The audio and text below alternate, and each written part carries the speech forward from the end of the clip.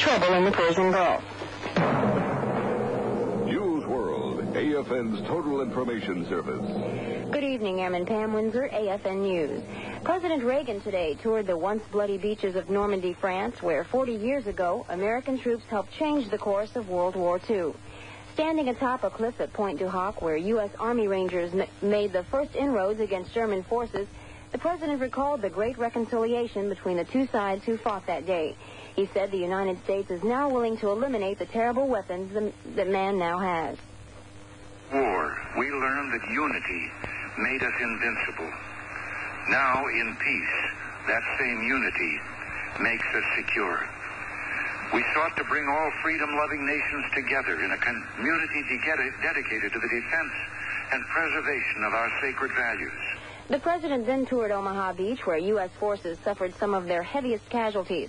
After touring a nearby cemetery where many Americans are buried, the president said it was humbling to realize how much so many gave to the cause of freedom. Before Mr. Reagan spoke, a bugler flanked by the graves of those who were killed in the invasion played taps.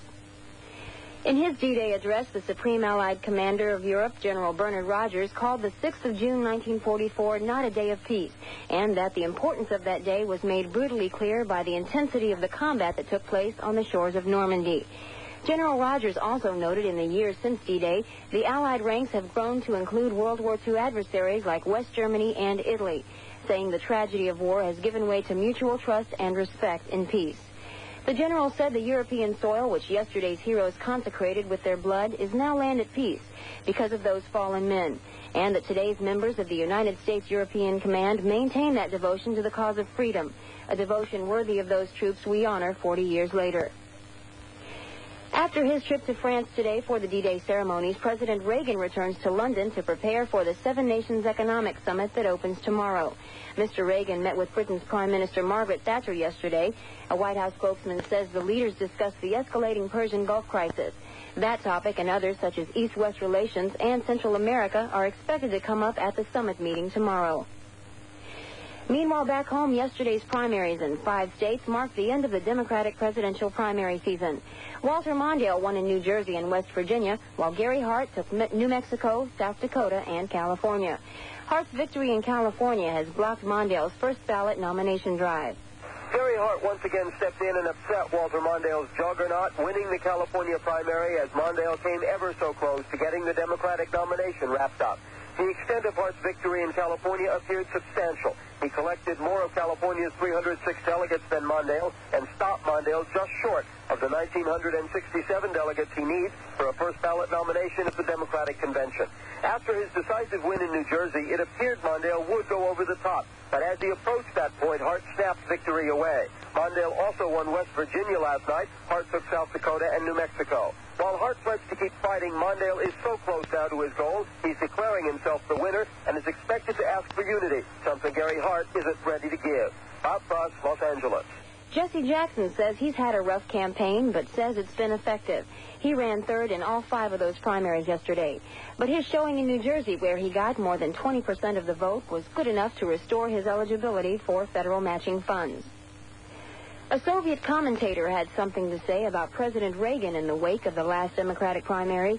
In an article distributed to Western reporters, the commentator says that Mr. Reagan's foreign policy will figure more prominently now that the primaries are over. The commentator says Mr. Reagan's foreign policy positions seem quite vulnerable. President Reagan is described as concerned over the apparent escalation of fighting in the Persian Gulf.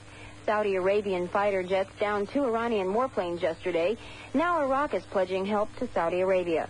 Iraqi President Saddam Hussein has been talking to Saudi Arabian King Fahd over the telephone in a show of solidarity. But the telephone conversation reported by the Iraqi news agency also indicates a Gulf War escalation that now involves Saudi Arabia in a direct conflict with Iran. Kuwait's Emir Sheikh Jabir al-Ahmed al-Sabah also talked to King Fahd after the Saudi jets shot down 2 Iranian F-4 Phantoms and after the Emir had reviewed the Gulf security situation with King Hussein of Jordan. Sajid Rizvi, Abu Dhabi. AFN Radio News time is 5 minutes past 6 o'clock. Iran today is mourning the 600 people it claims were killed or injured yesterday in an Iraqi air assault on an Iranian border town. Tehran radio says 2 more Iraqi planes flew over another Iranian city last night, but were driven off by defense fire. Turkey state radio says the government has barred Turkish ships from sailing to Iran's oil terminal in the Persian Gulf.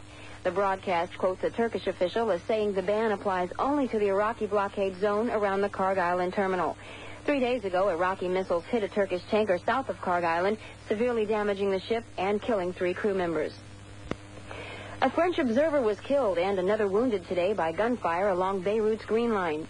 Christian radio says the French observers were hit by sniper fire, but a spokesman for Lebanon's 4-man truce committee says they were hit by machine gun fire. It is the first fatality since 80 French neutral observers were deployed in late March to monitor the ceasefire along the Green Line that divides the capital into Muslim and Christian sectors. It's been a while since we've known the condition and the whereabouts of Soviet dissident Andrei Sakharov. Last week it was reported that his wife had said, quote, "He is no longer among us," but it was not clear what that meant. Then in a London Sunday Times, they reported the Nobel-winning physicist had died the Thursday before. Now, though, the Soviets are claiming that he is fine. A member of the Soviet Academy of Sciences says that dissident physicist Andrei Sakharov is alive and living in Gorky. Yuri Ovchinnikov, head of the Academy of Sciences Biochemistry Institute, says Sakharov is in good health and calls the Western reports about his condition disinformation. There has been no independent verification of the condition of Sakharov or his wife, Yelena Bonner, but rumors the Nobel Peace Prize-winning physicist had died circulated over the weekend. Sakharov reportedly went on hunger strike May 2nd in an attempt to pressure authorities to allow his wife to go to the West for medical treatment. Both Sakharov and his wife suffer from heart conditions they maintain cannot be treated in their exiled city of Gorky. Elisa Tinsley in Moscow. The value of the currency in the Philippines plunged 22% today, triggered by President Ferdinand Marcos' order to allow the peso to float. That is part of a tough economic recovery program. The long-awaited revaluation is almost certain to provoke a new round of price increases and anger Filipinos. The country is trying to deal with its worst economic crisis since World War II. The violence in India is escalating rapidly. Correspondent Neil Robbins says hundreds of people have been killed in an attack on a holy shrine as the government cracks down on Sikh militants in the religious violence there. Security forces appear to have made a decisive move against Sikh extremists in Punjab state. At 25 locations, they took what they called a massive action against the militants, who they have trapped in Sikh temples around the state. These temples, including the Sikhs' most sacred Golden Temple, have been under siege by army troops since the weekend. Authorities have yet to provide many details, but they said 700 extremists have been arrested and at least 2 moderate Sikhs surrendered. A strict curfew was still in effect all over the state. Neil Robbins, New Delhi.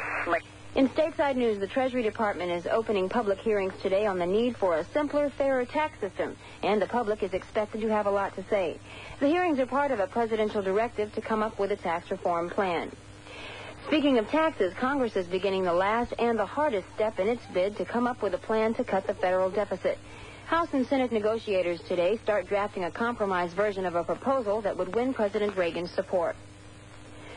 The Reagan administration is involved in a battle with Democrats in Congress over a proposal that the government would spend $300 million to train public school students to use government-supplied computers.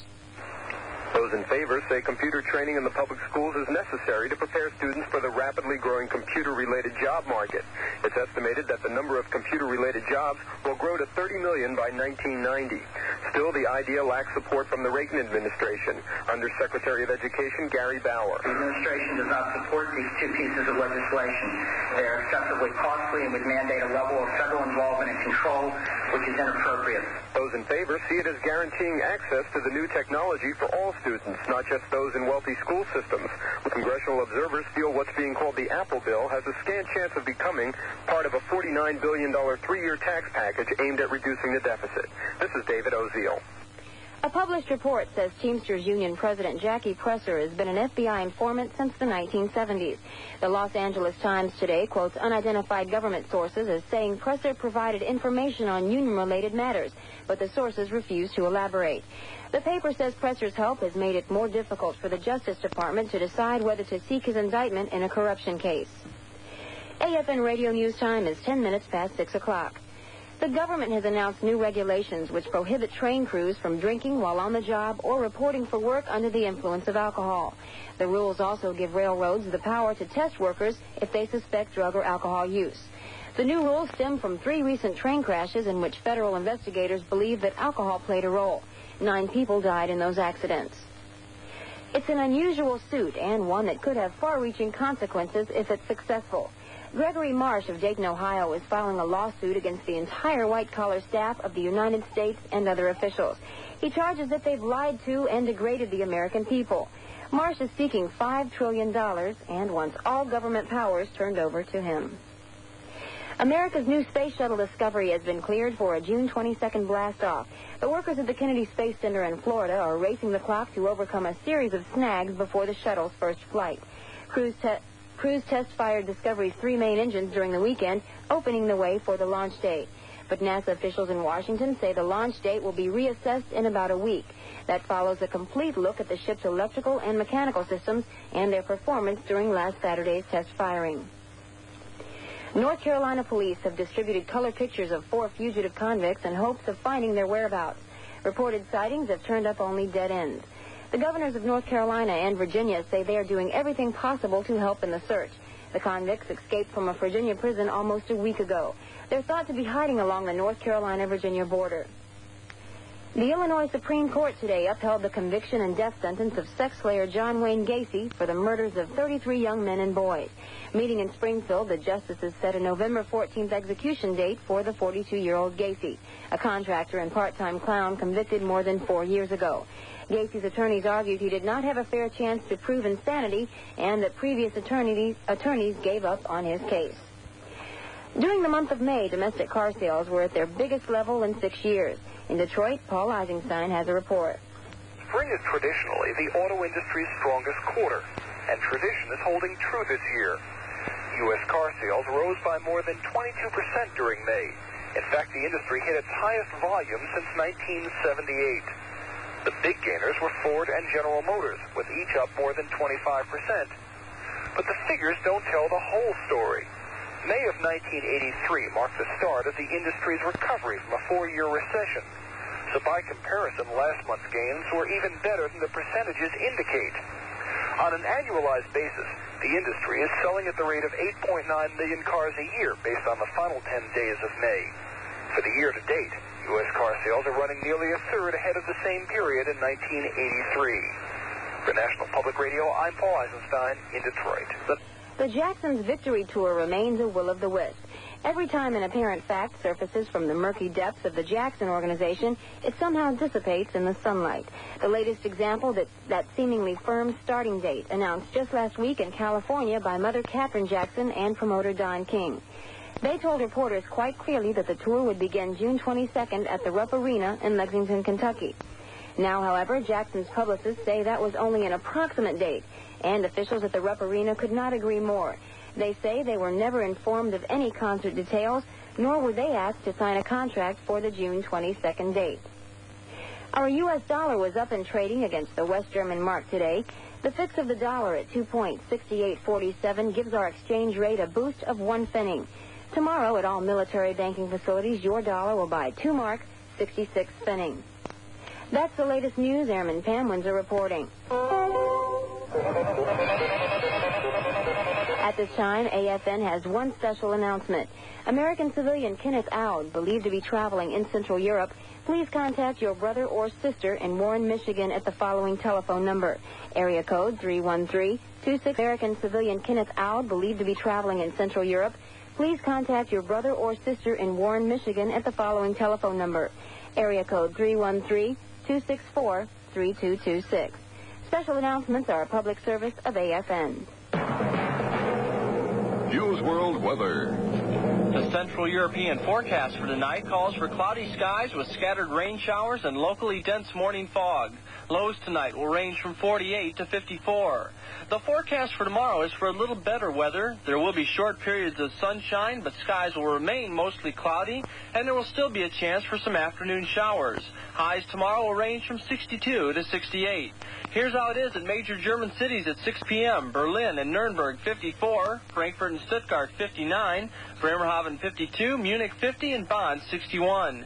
With Newsworld weather, this is Air Force Sergeant Chuck Grubb reporting. Newsworld Sports. Good evening, everyone. Milt Fitzwater reporting. The National Basketball Association will be center stage again tonight. NBA notes from Jim Kelly of CBS. Well, for 3 days and 3 nights now, the Celtics could read and hear rough drafts of their own obituaries. Wrote one L.A. newspaper man, this series isn't over. The Celtics could come back, and it could snow tomorrow in Laguna Beach. No one is giving Boston much of a chance. And that's making them mad, said Cedric Maxwell. This team is in such a state of emotional readiness, it's scary. You can see it in their faces.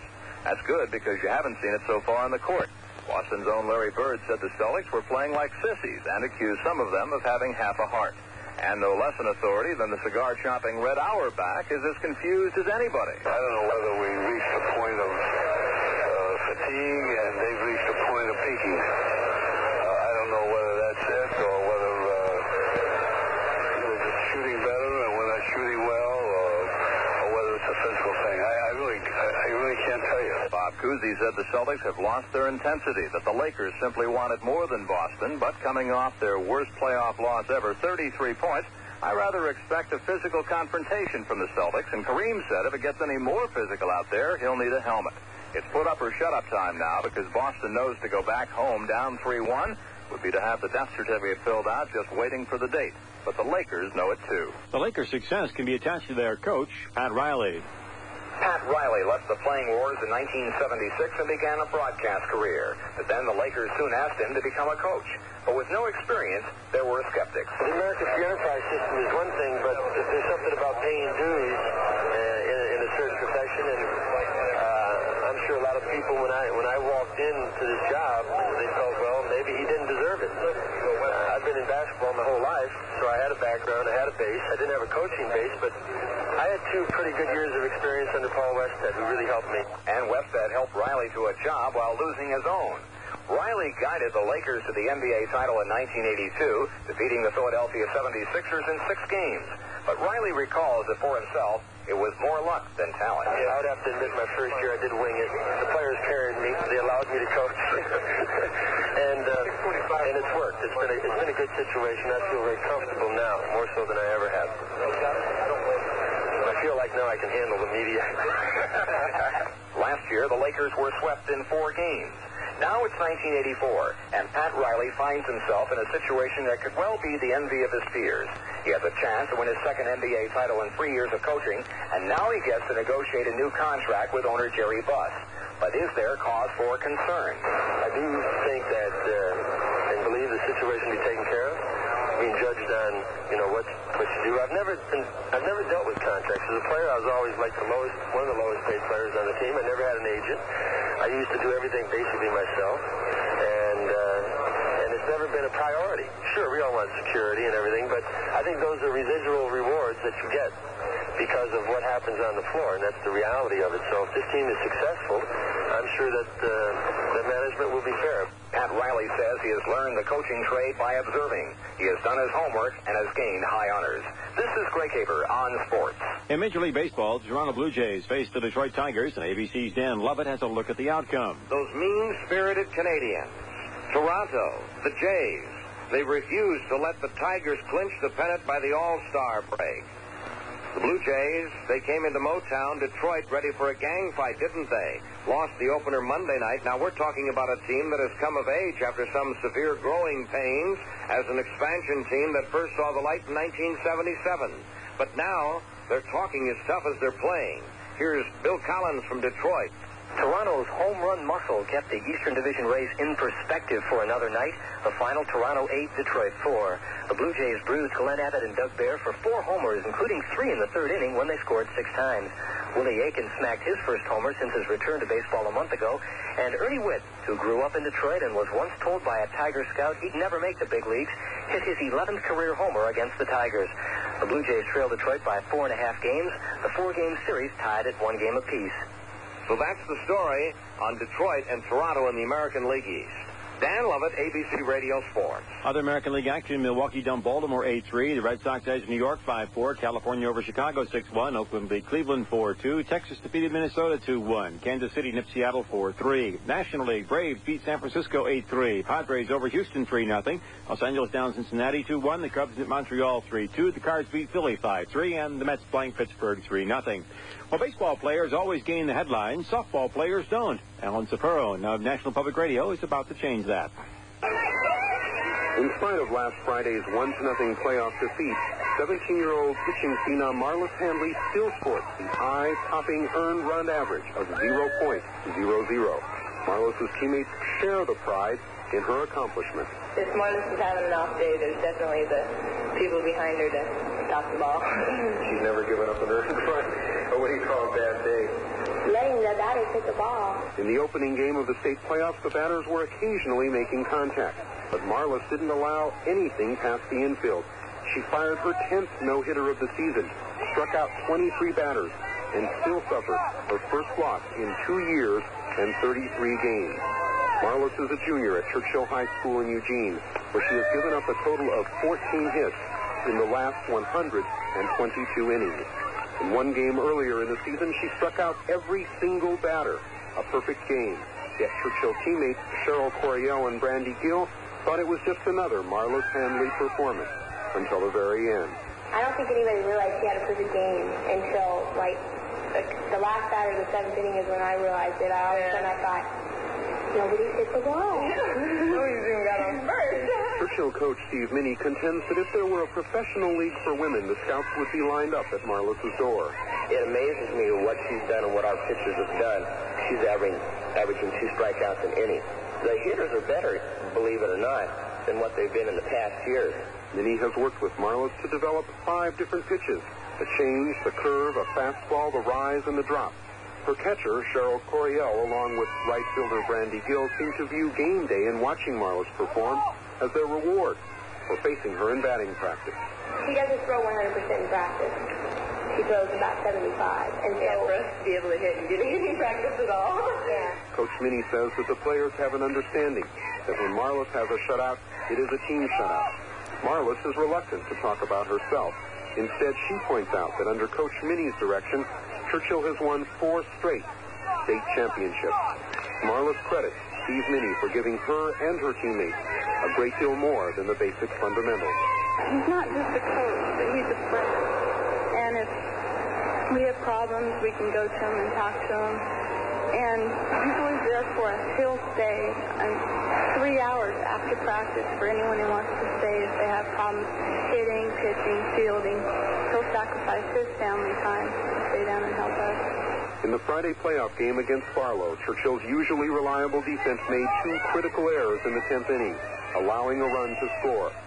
Marlis didn't give up a hit or a walk, but the one unearned run was enough to eliminate Churchill from its bid for a 5th straight championship. For National Public Radio, this is Alan Seforin in Eugene, Oregon. At the French Open Tennis Championships today, Mats Wilander upset defending champion Yannick Noah in a match lasting 5 sets. The college football ranks had another coaching change. Details from specialist Stan Kosmowski. Jimmy Johnson, who turned Oklahoma State into a winner in just 5 years as head coach, has agreed to a multi-year contract to take over the head coaching reins of the University of Miami football team. And he'll replace Howard Schnellenberger. A lot of people feel Schnellenberger will be tough to replace. It was he who led the Hurricanes to their first national title last year. Number one thing that we're going to be judged on is the success that we have in the future. And I ask for their support. I ask for them to work with me. Now, as with any new coach, there will be changes. But Johnson told the press not to worry. He's not going to alter things just for the sake of it. The first change was when a great football coach, Coach Schnellenberger, decided to leave here. So there was going to be a change. I am here to try and make it as easy a transition as it possibly can be. And I plead with everyone to be patient and to work with me, approach things with a positive attitude. Because good things can happen, and good things are going to happen. Bernie Kosar, the super rookie quarterback, was the key to offensive wind of last year's Hurricane attack, and Johnson doesn't plan to forget that this fall. I believe offensively that you should try to have a balanced offense. And I think that you should try to get the ball in the people's hands that are going to put it in the end zone. Utilize the talent that you have. Obviously, the talent offensively and the success has been in the passing game. And we will stay along those same lines. I do not plan on changing a whole lot of things with what has happened here at the University of Miami football. The kickoff classic in August will pit Miami against Auburn, and that'll be the first hurdle in what's being called Miami's toughest regular season schedule ever. The critics call it baptism by fire for a new coach. Specialist Stan Kosmowski, AFN Sports. And finally this evening, we continue our look at the North American Soccer League and its problems. In the last 4 years, the North American Soccer League has suffered a steady decline in attendance at its outdoor games. And of the original 24 teams, only 9 remain, and most of them are trying to cope with multi-million-dollar losses. But indoor soccer is another story. The MISL, or Major Indoor Soccer League, has just come off its best season ever, with about half of its 12 teams showing big increases at the gate over last year. North American Soccer League President Howard Samuels, who represents outdoor soccer, attributes the success of indoor to the game itself. Because soccer is not only a great sport of technique, but it's got to be some excitement. And in America, where we're used to excitement, as we see in hockey and football and basketball, all those sports, now indoor soccer has a lot of shots at the goal. So the games are 8-5 and 6-4, where our games tend to be 1-0 or 3-2, and so there's more excitement. It's more American.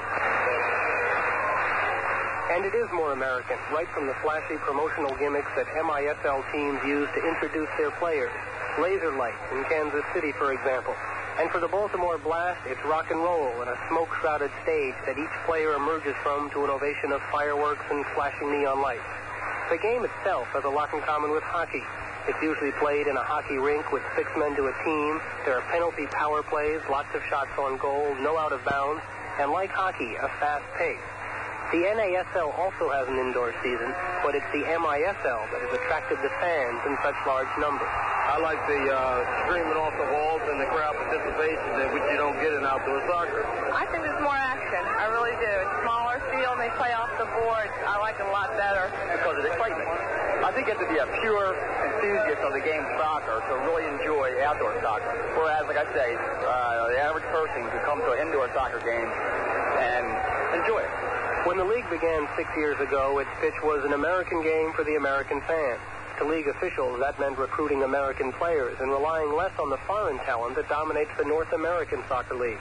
That philosophy has lured several Americans to the MISL, players like Baltimore Blast goalie Keith Van Aaron, who says the NASL was overlooking good American prospects. The MISL started off to give the Americans a great opportunity. A lot of us jumped, and we felt like, hey, if this is the route it's going to go, we're going to...